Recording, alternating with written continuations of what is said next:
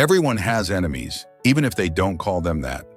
Some are loud, obvious, aggressive, the kind that confront you directly, criticize you publicly, and make their dislike visible.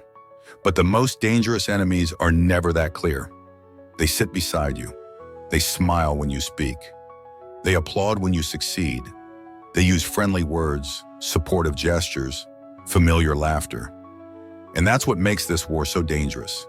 Because most people don't even realize the war has already started. There are no punches thrown, no shouting matches, no visible lines.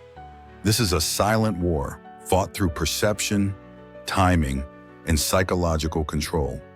The moment you fight openly, you reveal yourself. And once you're predictable, you're already losing.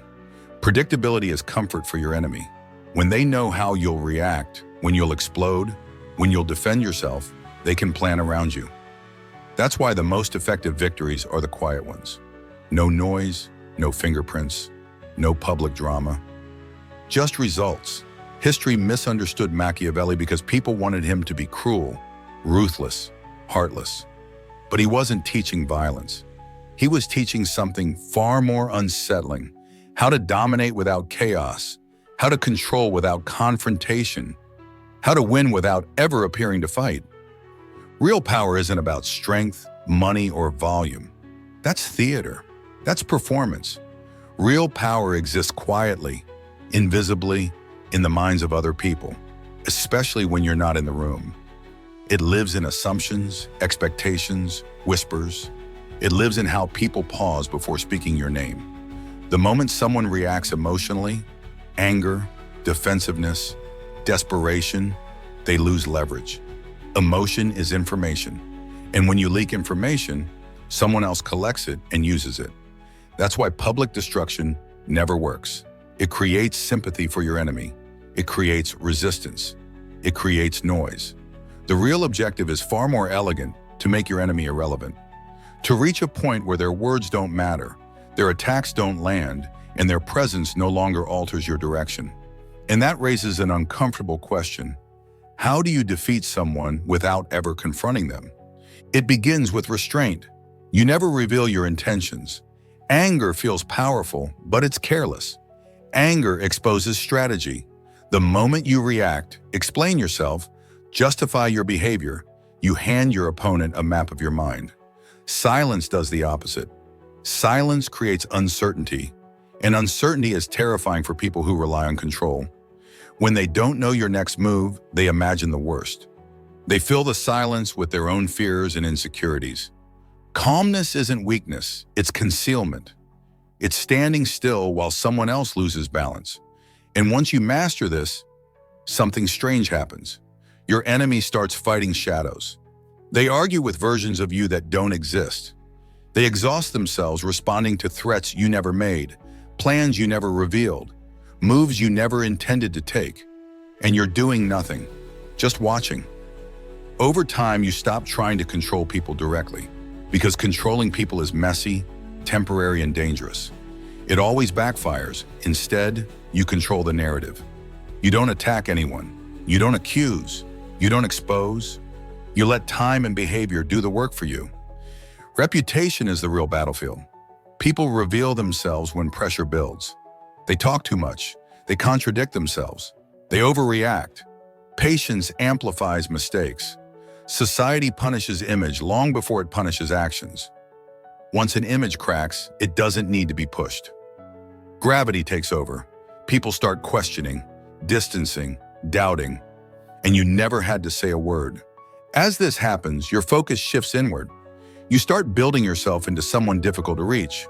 People only attack what they believe they can touch. When you improve your discipline, your skills, your composure, you rise above the noise, and something deeply uncomfortable happens for your enemies. They now have to explain why they're still focused on you. Every insult makes them look smaller. Every attack exposes envy. The higher you stand, the weaker their blows appear. They're swinging upward while you're moving forward. This is where the emotional shift occurs, because success doesn't just feel good, it humiliates those who wanted you to fail. Success is the most refined form of revenge because it never acknowledges the enemy. Machiavelli warned against dirtying your own hands for a reason. When you fight personally, you lower yourself to the level of the conflict. Influence works best when it's invisible. You don't complain publicly. You don't rally people emotionally.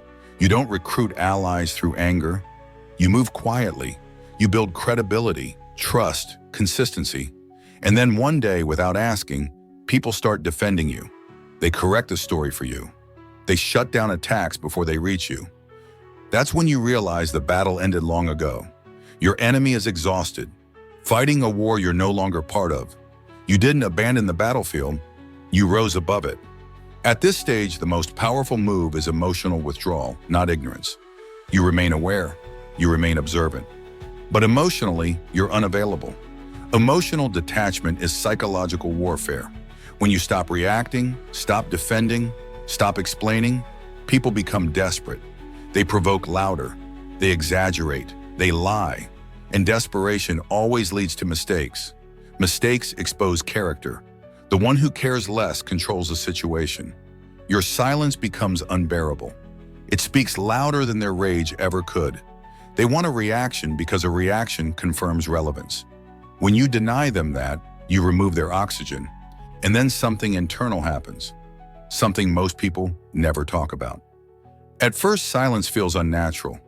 You're used to defending yourself, proving your worth, correcting lies. Silence feels like surrender, but it isn't. It's recalibration. It's the moment you realize not every battle deserves your energy, and not every insult deserves your voice. When you stop reacting, you reclaim time. When you reclaim time, you gain clarity. And clarity sharpens every decision that follows. Your enemy, meanwhile, begins to unravel.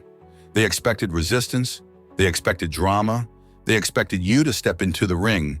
When you don't, it creates a psychological imbalance. Humans need feedback to regulate behavior. Remove feedback, and they spiral. They escalate, change tactics, raise their voice. Every escalation reveals more about them and less about you. People notice patterns: calm silence on one side, emotional volatility on the other. The contrast becomes impossible to ignore. This is where Machiavellian control reaches its highest form, not manipulation, but positioning. You're no longer reacting to the game. You're shaping the environment where the game exists. You choose when to speak, if at all. You choose where your energy goes. You choose growth over gratification, and growth compounds quietly. While others replay arguments in their head, you build skill. While they gossip, you refine discipline. While they wait for your fall, you become harder to touch. There's a moment, almost invisible, when the power dynamic fully shifts. Your name stops being associated with conflict and starts being associated with stability, authority, composure. People trust your silence more than someone else's explanations. They assume you have reasons. They assume you see more than you say. That assumption alone creates power. Mystery is power. Predictability is weakness. Your enemy feels this shift before they understand it. Their audience fades. Their words don't land. Jokes fall flat. Accusations feel forced. They repeat themselves. Repetition is weakness. It means the message isn't working. And the harder they push, the clearer it becomes that they're stuck while you've moved on. Eventually, you reach the ultimate realization. Victory isn't dramatic, it's quiet. It's when your enemy fades from your emotional world, when their hatred fuels your growth instead of your reaction, when they speak and no one listens, when their name no longer triggers anything inside you. You didn't defeat them, you outgrew them. Because power isn't loud, it doesn't rush, it doesn't announce itself. Power waits, power observes, power moves last. In a world addicted to reaction, restraint becomes dominance. In a world addicted to noise, silence becomes command. And when everything settles, when the emotional fog clears, you understand something simple and unsettling. You never needed to fight your enemy. You only needed to outgrow the version of yourself that reacted to them. Everything else took care of itself. To watch more videos like this, visit my channel.